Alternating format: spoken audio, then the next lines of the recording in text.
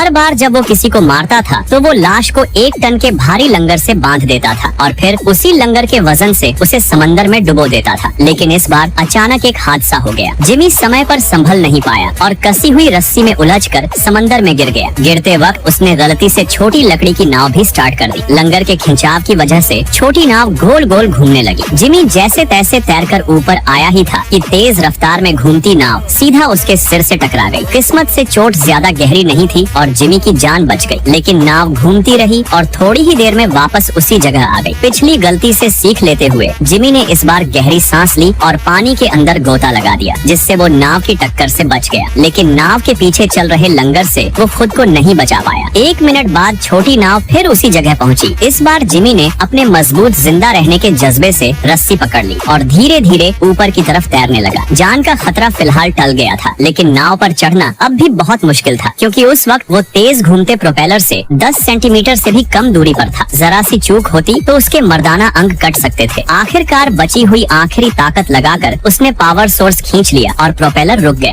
थोड़ी देर सांस लेने के बाद जिमी नाव पर चढ़ा और जल्दी से अपने दोस्त की लाश समंदर में फेंक दी। इस बार आखिरकार कोई हादसा नहीं हुआ। लाश आराम से समंदर की गहराई में चली गई, लेकिन जिमी अब भी ढीला नहीं पड़ा। सिर्फ लाश ठिकाने लगाना शक मिटाने के लिए काफी नहीं था, अब उसे सबूत भी खत्म करने थे। वो नाव लेकर एक सुनसान किनारे पहुंचा और नाव के अंदर हर जगह पेट्रोल छिड़क दिया। फिर उसने लाइटर जलाया और नाव के अंदर मौजूद अपने दोस्त के खून के सारे निशान जला दिए। लेकिन कहानी यहाँ खत्म नहीं हुई। नाव को आसानी से न मिलने देने के लिए उसने उसमें पत्थर भर दिए ताकि वो पानी में डूब जाए। लेकिन अनहोनी ये हुई कि वहाँ पानी बहुत उथला था और नाव का ढांचा तो डूब गया, लेकिन इंजन पानी से बाहर ही रह गया। पूरे दिन की जद्दोजहद के बाद जिमी में इन छोटी बातों पर ध्यान देने की ताकत नहीं बची थी, इसलिए वो मुड़ा और उस जगह को छोड़कर चला गया।